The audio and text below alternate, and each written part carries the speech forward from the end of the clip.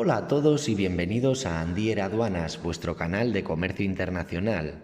Hoy vamos a trabajar otro de los regímenes aduaneros generales, que será la importación con despacho a consumo. Los regímenes aduaneros son el marco legal encargado de regular las transacciones comerciales internacionales, con lo que afecta a toda la mercancía que tiene que pasar por aduanas. En estas reglas o regímenes aduaneros se fijan las responsabilidades y obligaciones de los comerciantes y de los representantes aduaneros para tratar la mercancía de la manera correcta. Como contextualización, cuando una mercancía llega a un recinto aduanero, el Departamento de Aduanas nos va a preguntar básicamente 4 cosas. En primer lugar, qué es lo que estamos trayendo, es decir, el código TARIC de la mercancía, que se insertará en la casilla 33 del documento único administrativo de importación. En segundo lugar, de dónde es originaria dicha mercancía. Orígenes a las mercancías, lo que nacionalidad es a las personas. Las personas podemos acreditar nuestra nacionalidad a través del documento nacional de identidad, pasaporte, etc. Y en cuanto a las mercancías, para acreditar que éstas son de origen chino, japonés, argentino, etc., existen certificados de origen al efecto. En tercer lugar, la aduana nos preguntará cuánto vale lo que estamos trayendo. Esto se traduce en el valor en aduana, que se insertará en la casilla 46 del documento único administrativo. Para calcular el valor en aduana, utilizamos el Incoterm CIF, Cost Insurance Freight, cuando estamos importando. Este Incoterm lo que aglutina son todos los costes generados en el extranjero, como serían el precio del producto, el envase, el embalaje, los certificados necesarios para poder hacer el despacho de importación, las cargas, transportes, seguros, despacho de exportación en el país de origen, el handling o carga en el puerto dentro del país de origen a bordo del buque, el transporte principal y el seguro asociado a dicho transporte, es decir, el producto y todos los servicios accesorios que han sido necesarios para que esa mercancía pueda llegar a la primera aduana de entrada en la Unión Europea.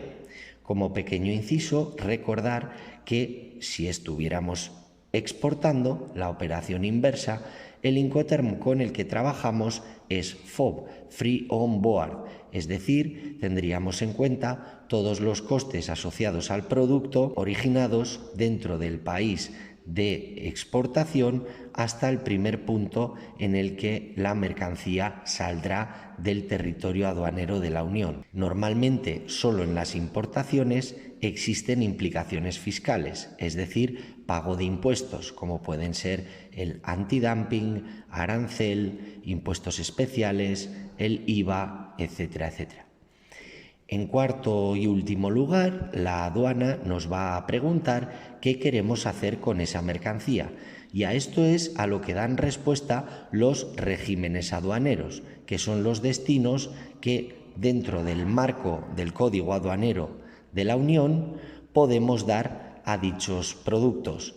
Este sería la importación, exportación, depósito aduanero, etcétera, etcétera. Todo esto viene regulado dentro del CAU, que sería el Reglamento 952/2013, en los títulos 5, 6 y 7, y como desarrollo del CAU existen unos reglamentos anexos que serían el Reglamento Delegado 341 y el Reglamento de Ejecución 2447. Por tanto, todo lo que vamos a comentar nace a partir de dicha normativa. Aunque los regímenes aduaneros más conocidos por el público en general son la importación y la exportación, hay otros regímenes especiales que van a permitir a la empresa obtener ventajas o beneficios desde el punto de vista fiscal y operativo. Vamos a ver qué posibilidades tenemos dentro de la normativa aduanera. Después me centraré en el régimen general. Importación con despacho a consumo. Los regímenes aduaneros se dividen en 3 bloques. En primer lugar tenemos los regímenes generales, que serían la importación, a libre práctica o a consumo y la exportación.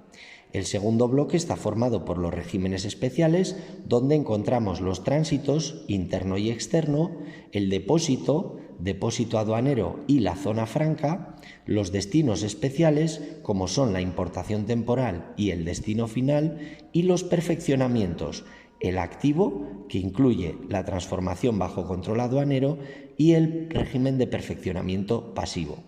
El tercer bloque son alternativas que aporta el Código Aduanero, como son el abandono en favor del erario público y cuando una mercancía no cumple con los requisitos de los reglamentos de la Unión Europea para poder ser importada, a veces se procede a la destrucción. Dentro de la normativa aduanera que hemos comentado, el régimen aduanero de importación se regula en el artículo 201 del CAU, el 155 del Reglamento Delegado y el 251 del Reglamento de Ejecución.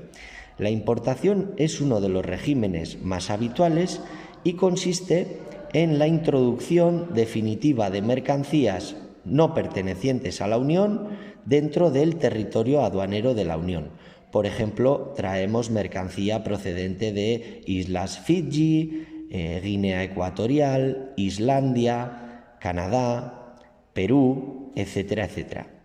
Dentro del régimen general de importación se establecen dos posibilidades, como son el despacho a libre práctica y el despacho a consumo. La importación con despacho a consumo, dentro de las dos variantes de importación que existen, es la más común. Seguramente es el tipo de importación que todos conocéis. Es la que se lleva a cabo cuando la mercancía entra por España y además se va a quedar, se va a consumir, se va a comercializar o bien se va a integrar dentro de un proceso productivo que se ultima aquí en España. Entonces, lo que procede es utilizar el régimen aduanero general de despacho a consumo. Lo mismo sucedería si se dan las mismas circunstancias con respecto a cualquier otro país. En este caso, dentro del documento único administrativo, en la casilla 37, correspondiente al régimen aduanero a utilizar, o lo que es lo mismo, qué vamos a hacer con esta mercancía, se indicará el código 40.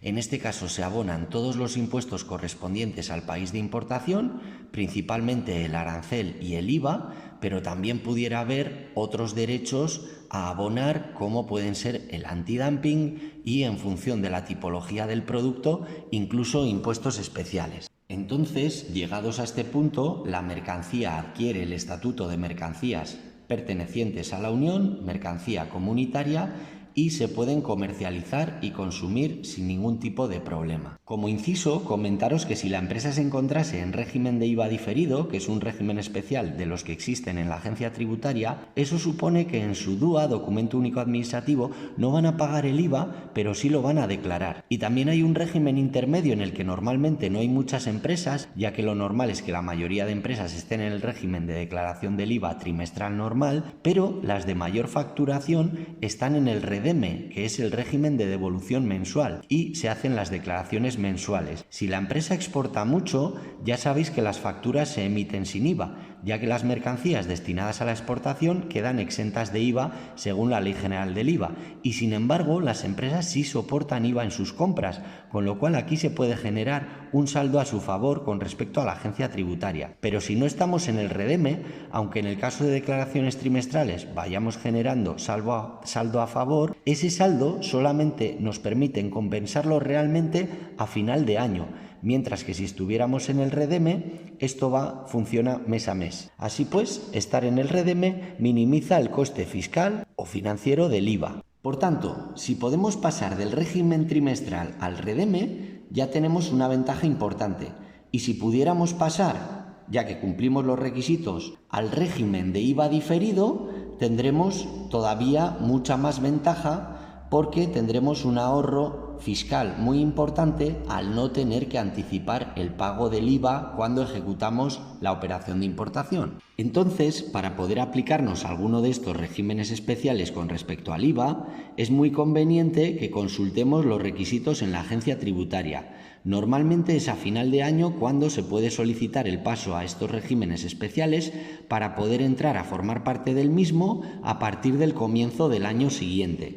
Dentro de este régimen se requiere por parte de la aduana que aportemos una declaración de importación, el documento único administrativo a la importación que veremos al final de este vídeo.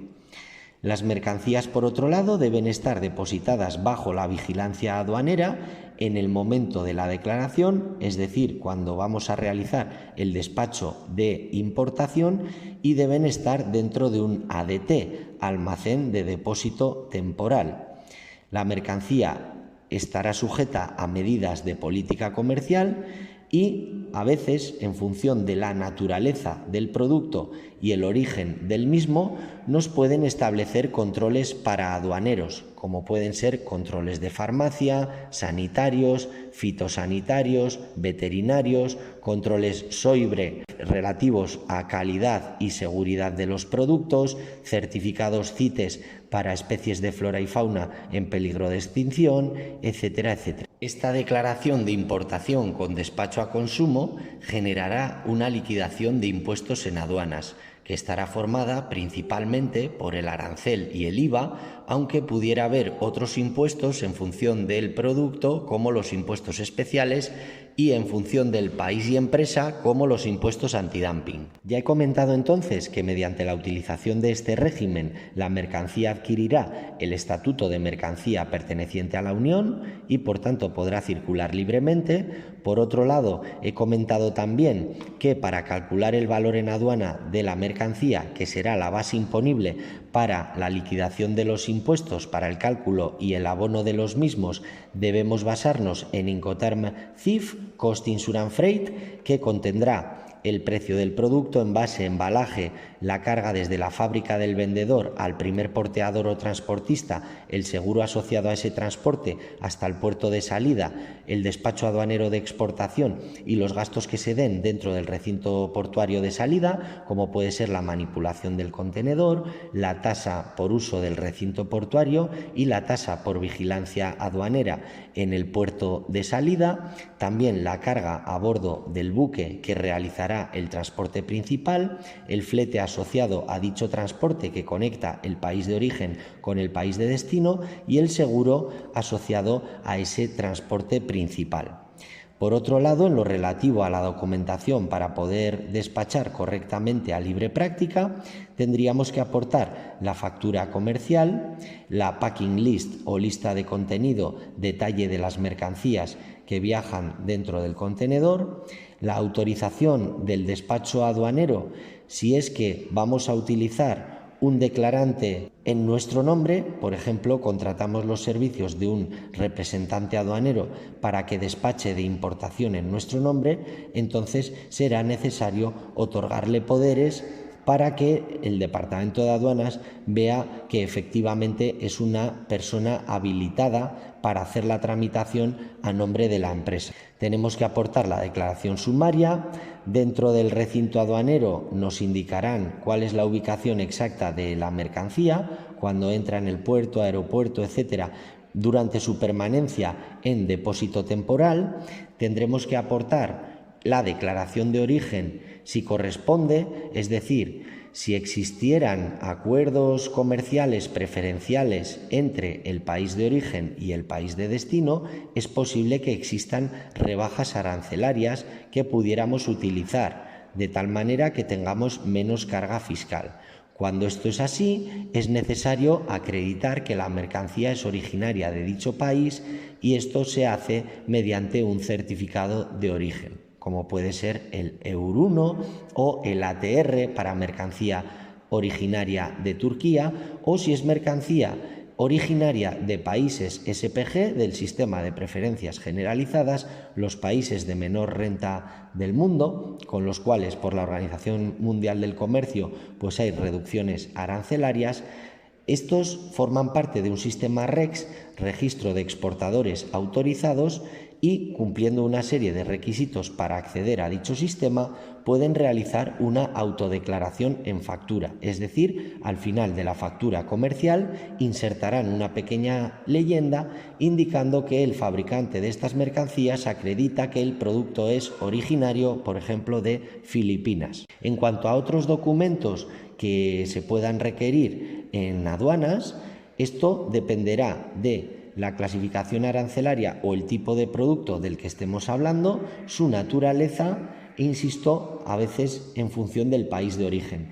Eran estos controles para aduaneros que estábamos comentando hace un momento y pueden ser relacionados con el CITES, especies de flora y fauna en peligro de extinción, farmacia, calidad, seguridad, etcétera, etcétera. Por último, en cuanto al resto de documentos adicionales que deberemos de aportar, tendríamos la documentación del transporte y en función del modo de transporte utilizado, pues puede ser el CMR o carta de porte, el Bill of Lading para transporte marítimo, el Airway Bill para transporte aéreo, etcétera, etcétera. También es posible que nos soliciten la póliza de seguro si hubiéramos contratado una independiente, en el caso de que las coberturas del convenio del modo de transporte utilizado, el convenio CMR para carretera, el convenio de Montreal para transporte aéreo o el convenio, las reglas de la Haya-Visby para transporte marítimo, y sus coberturas pues fueran insuficientes para el valor de las mercancías que estamos transportando. En ese caso interesará contactar con una agencia aseguradora y establecer una póliza de seguro que nos garantice coberturas adicionales para que en caso de pérdida, daño o deterioro podamos recuperar el valor de los productos. Desde que la mercancía entra en un recinto aduanero disponemos de un plazo de 90 días para poder darle un destino aduanero, es decir, para decirle al Departamento de Aduanas qué es lo que queremos hacer con esa mercancía. Y en ese periodo de tiempo se dice que la mercancía está en depósito temporal. Cuando esta mercancía está en ese momento y a continuación queremos realizar la asignación a un régimen aduanero, la mercancía puede entrar dentro de 4 circuitos. Serían circuito verde cuando la documentación está correcta, los controles asociados a la política comercial también está correcta y no es necesaria una revisión física de la mercancía, por lo tanto nos autorizan el levante de las mercancías, entramos en circuito verde, abonamos o garantizamos la deuda aduanera y podemos ya salir del recinto aduanero y llevarnos el producto a nuestras instalaciones o a las instalaciones de nuestros clientes. Si se nos asignase un circuito naranja, quiere decir que nos van a hacer una revisión de la documentación asociada para comprobar que los datos que hemos insertado en el documento único administrativo, el DUA de importación, efectivamente se corresponden, son coherentes con el resto de la documentación, los datos son fidedignos. Se coteja con la factura comercial, la packing list, los documentos de transporte, la póliza de seguro, etcétera, etcétera. También sería posible que faltase algún documento obligatorio y entonces nos piden subsanar la documentación del despacho de importación. Si entramos en circuito amarillo, significa que por la naturaleza y el origen de dicha mercancía se requieren otros controles para aduaneros y tenemos que presentar certificados adicionales. Pueden ser fitosanitarios, de seguridad, farmacológicos, etcétera, etcétera. Y si entrásemos en circuito rojo, quiere decir que nos van a abrir el contenedor y va a haber un control físico de las mercancías. Normalmente, en primer lugar, pasan el escáner al contenedor y, en segundo lugar, sería posible que alguna muestra de la mercancía tuviera que trasladarse a un laboratorio de ensayos para realizar un análisis de composición y cuestiones de este tipo. Por último, para finalizar la sesión, os voy a presentar un documento único administrativo de importación para que veáis un poco los datos que se deben insertar en él. En primer lugar, en la parte superior izquierda tendríamos que indicar los datos del expedidor o exportador. Aunque aquí únicamente veis la denominación social, también habría que indicar el domicilio social y el resto de datos. Inmediatamente a continuación, en la parte inferior, tendríamos que poner los datos del destinatario, denominación social, domicilio social y el número de identificación fiscal, también precedido del código ISO país, ES A37 46 21 58, por ejemplo. La casilla 14 únicamente se rellenará en el caso de que esté declarando en nuestro nombre un agente transitario, un representante aduanero, etc. En la casilla 18 tendremos que poner el modo de transporte activo en frontera, es decir, en el que llegan las mercancías a la primera aduana de entrada en la Unión Europea. En este caso sería un transporte aéreo. En la casilla 19 tendríamos que poner el código 0 o el 1 en función de si la mercancía está contenerizada o no, es decir, se transporta dentro de un contenedor. En la casilla 21 tendríamos que indicar la nacionalidad del modo de transporte activo en frontera, en este caso ES de España. En la casilla 25 el código del modo de transporte utilizado, en este caso el aéreo es un 4. Casilla 29 la aduana de salida, sería la aduana del país de origen. En la casilla 30 la ubicación de las mercancías dentro del recinto aduanero. Estaríamos hablando del recinto aduanero de Córdoba y dentro de este, como os podéis imaginar que es enorme, por si la aduana tuviera que hacer algún tipo de control físico a la mercancía y también para que el porteador que acudirá al recinto aduanero a llevarse dicha mercancía sepa perfectamente dónde está ubicada. En la casilla número 1 indicaremos el tipo de declaración, IM de importación, A de declaración normal. En la casilla A, aduana de destino, en primer lugar vendrían los 2 dígitos del año, en este caso el 24, ES, que sería el código ISO país, seguido del 00, después la aduana de entrada en la Unión Europea, después el dígito o código 3, porque estamos haciendo una importación, sería el 1 para la exportación, después el número correlativo que está libre dentro del DUA, esto aplica igual que en las facturas, y por último el dígito de control. En la casilla número 5 indicaríamos el número de partidas objeto de la declaración o despacho de importación, en la casilla número 6 el total de bultos y en la casilla número 7, número de referencia, el número de factura asociada para este envío, la factura comercial. En la casilla número 15 el código del país, el código ISO del país de exportación. En la casilla número 20, el Incoterm pactado entre las partes, CIP, Cost Insurance Paid, que sirve para transporte multimodal, y el lugar del Incoterm, el lugar en el que se realizará la entrega de las mercancías, Córdoba. En la casilla 22 vendrá el código de la divisa, USD significa United States Dollar, y vendrá el importe de la factura asociada al Incoterm CIP, factura Cost Insurance Paid, en dólares estadounidenses. En la casilla 24 vendría la naturaleza de la transacción, el primer 1 significa transferencia de propiedad del producto y el segundo 1 significa que ese traspaso de propiedad ha sido a través de una compraventa en firme. Dentro del mismo documento, en la parte inferior, tenemos la casilla 31 para detallar la relación de bultos y descripción de la mercancía. En este caso sería un contenedor con el código que veis ahí, lleno de joyería de plata. En la casilla 32, el número de partida, aquí se pondría el 1, 2, 3, 4, 5, etcétera, en función de si lo que estamos importando es 1, 2, 3, 4, 5 o 6 productos diferentes. En este caso, como la importación es referida a un único artículo, no es necesario insertar aquí ningún número.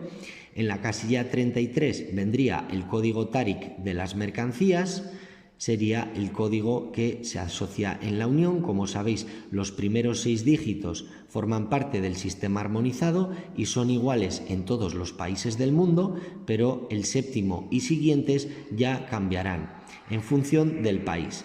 Pueden ser distintos en México, que en Noruega, que en Georgia, Armenia, Unión Europea, etc. En la casilla 34 vendría el código del país de origen, CN de China.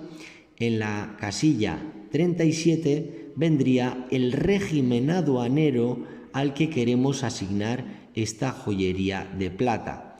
El 40 significa importación con despacho a libre práctica y el punto 00 significa que esta mercancía no había estado asignada previamente a ningún otro régimen. Por ejemplo, es posible que antes de ejecutar la importación la mercancía hubiera estado asociada al régimen de zona franca o depósito aduanero. Entonces, en ese caso no terminaría en 00, sino que terminaría, por ejemplo, en 71 si hubiera estado en depósito aduanero, que no es lo mismo que el depósito temporal.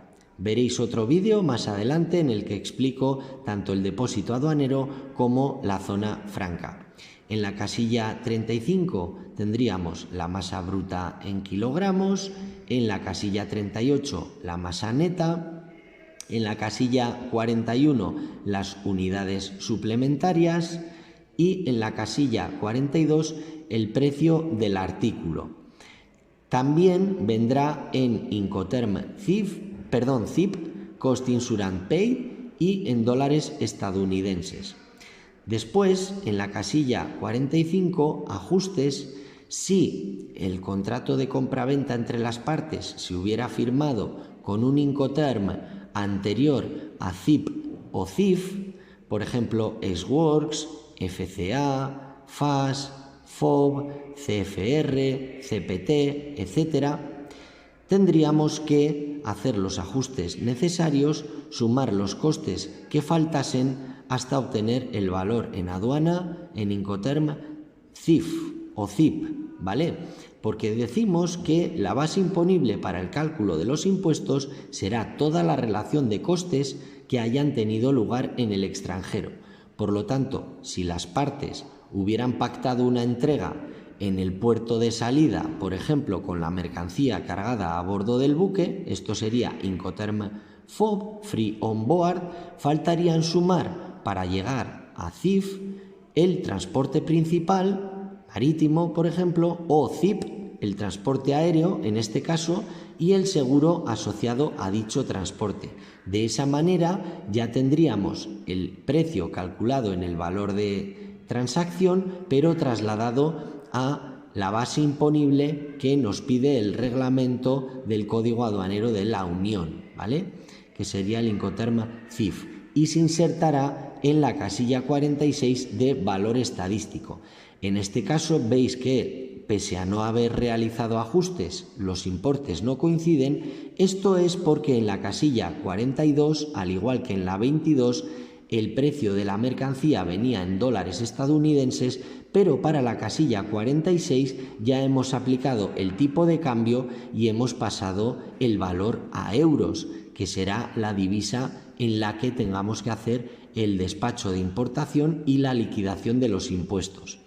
Así pues, en la casilla 47 tenemos dos impuestos a abonar en esta operación, serían el A00, que refleja el arancel, y la base imponible para el cálculo del arancel veis que viene de esa casilla 46, valor estadístico en Incoterm ZIP, como este caso, o CIF. A ese valor estadístico le aplicamos el tipo de arancel correspondiente para esta mercancía, que sería el 2,5%, el 2,5%, y de ahí sale la cuantía a abonar en concepto de arancel, 271,57 euros. El segundo impuesto que debemos abonar sería el IVA. Por ejemplo, en este ejemplo que estoy poniendo del documento único administrativo a la importación, este modelo es de despacho a consumo, ¿vale? Si este modelo hubiera sido de despacho a libre práctica, el arancel no tiene que venir aquí porque no hay que pagarse, y esa era la ventaja fundamental que permitía este régimen, ¿vale? Pero bueno, para ir abriendo boca para cuando trabajemos el despacho a consumo, veis que en ese caso, en el despacho a consumo, sí tendríamos que pagar los dos impuestos, no hay ninguna ventaja, vamos a decir, fiscal. Este se usará cuando importamos en España, por ejemplo, y sabemos que la mercancía se va a comercializar en España, porque, por ejemplo, solamente tenemos clientes o delegaciones en España, y así pues para la base imponible del IVA habremos cogido la casilla 46 de valor estadístico y le habremos sumado el arancel, porque el arancel también paga IVA, y entonces tendríamos los 10.862,76 más los 271,57, nos dan los 11.134,33, a los que para esta mercancía se le aplica el tipo de IVA general, es decir, el 21%, y el resultado son los 2.338,21. Si sumásemos el arancel y el IVA, nos sale que la liquidación o deuda aduanera total a abonar o garantizar para que nos concedan el levante de las mercancías serían 2.609,78 euros.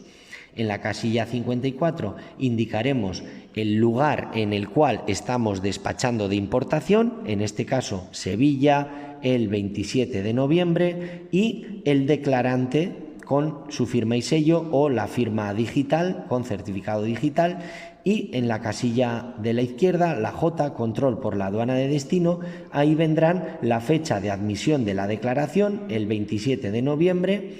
Es una declaración realizada por el sistema Electronic Data Interchange, sistema EDI, con autenticación informática, y aquí vendría el número de autorización o levante de las mercancías, que sería ese código 9R2G, etcétera, etcétera, siendo la fecha del levante de las mercancías el mismo día que la fecha de admisión, es decir, el 27 de noviembre.